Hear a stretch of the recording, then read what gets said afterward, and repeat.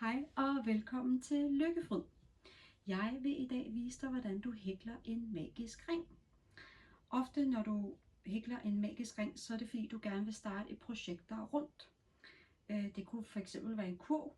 Det er det oftest i mit tilfælde, fordi det er det, jeg simpelthen laver rigtig mange af.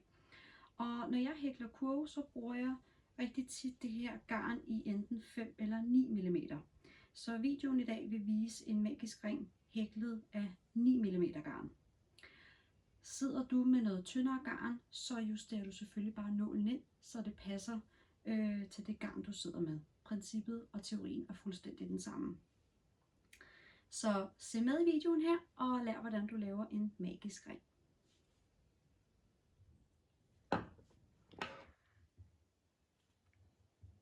Her vil jeg vise dig, hvordan du laver en magisk ring. En magisk ring vil du som oftest bruge, når du skal påbegynde et projekt, som skal være rundt. Det kan i mange tilfælde være en kurv for eksempel. Og for mit vedkommende, så arbejder jeg rigtig ofte med noget meget tyk garn. Og det kan være 5 mm garn eller 9 mm garn. Og det gør jeg simpelthen fordi, at de kurve jeg laver, der bruger jeg simpelthen det her tykke garn. Så det er altså også med det her tykke garn, jeg i dag vil vise dig, hvordan du laver en magisk ring. Og når jeg bruger 9 mm garn, så bruger jeg som oftest en 10 mm hæklenål. Så det er klart, at hvis du bruger noget meget tyndere garn, så skal du justere nålen herefter. Godt. Og når jeg starter ud, så har jeg den korte ende her, og mit arbejdsgarn herovre, altså den lange ende. Og jeg starter simpelthen med at føre garnet rundt om mine hænder her. Sådan her. Så jeg ligesom har et kryds her, og holder fast med min lillefinger. Så fører jeg hæklenålen ind her, hiver om garnet og hiver igennem. Så er jeg her, så vikler jeg lige sådan garnet rundt sådan her. Altså jeg laver lige sådan en her. Og hiver om garnet her, og trækker igennem. Upsi. Sådan der.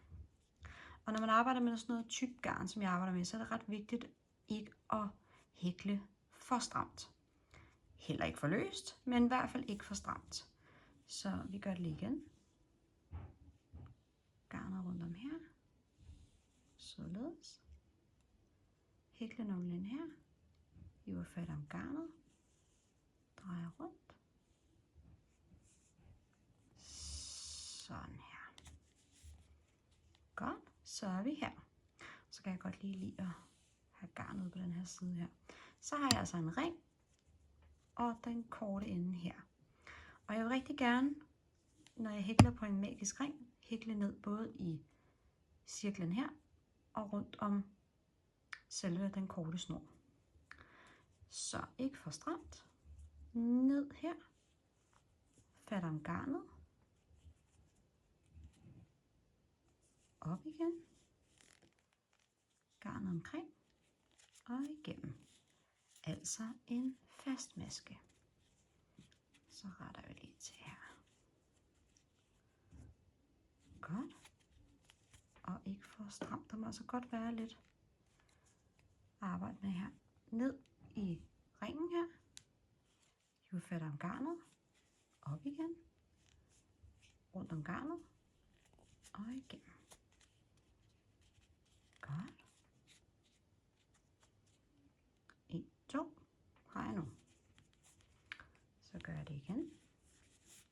Når man laver en magisk ring, så vil man rigtig gerne lave et lige antal masker at starte med.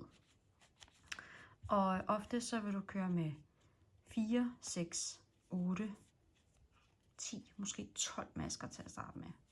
Jeg bruger oftest 6. Så nu har jeg 1, 2, 3.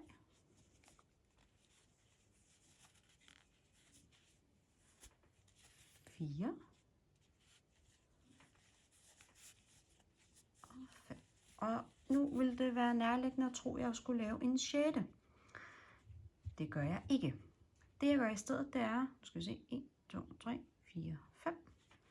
Det jeg gør i stedet, det er, at jeg hiver i den her korte ende her, så jeg ligesom får strammet godt til. Og der skal man altså bruge lidt muller, fordi det her hul i midten vil vi rigtig gerne have lukket helt tæt. Og det jeg så gør nu, det er, jeg er her, jeg har 1, 2, 3, 4, 5. Så hiver jeg faktisk nålen ud, og også hiver garnet ud her. Ikke helt, bare lige sådan der. Sætter nålen i igen. Og så i stedet for at tage det her lange garn, jeg arbejder med, som er det, der skal blive til hele projektet, det man arbejder med, så tager jeg simpelthen den korte ende her, og hækler med den i stedet. Og der hækler jeg simpelthen ind her, gør masken færdig, hiver garnet helt igennem. Nu ligner det noget. Ja, så vil vi gerne have afsluttet, fordi vi mangler jo stadig den her 6. maske. Så vi har 1, 2, 3, 4, 5. Ja, det jeg gør nu, da jeg går herover på min start, der kan man altså godt lige, det er det igen med, hvis den bliver for stram, så kan det være svært at arbejde i. Og der kan det nogle gange være en hjælp at tage en lidt mindre hæklenål. Så jeg kører ind her. På bagsiden ser det sådan her ud. Der. Tager den korte ende igen. Om hæklenålen. Og hiver garnet igen. Og hiver.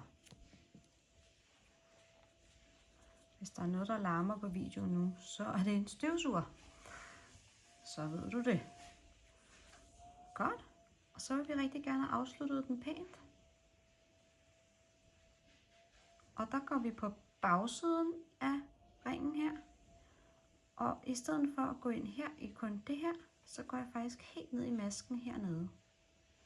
Og så vil jeg gerne ind i midten. Altså her. Så jeg vil ikke igennem hele masken. Jeg vil bare ind. Jeg hiver lige igen. Her på bagsiden. Ind her. Og op i midten. Der. Godt. Og fik jeg lige drejet kameraet lidt her. Drejer vi lige lidt tilbage. Sådan her. Og hiver hele snoren igennem. Garnet. Hiver pænt ind. Og så har jeg simpelthen en fin magisk ring. Sådan der. Er der nogle spørgsmål, så skriv endelig til mig.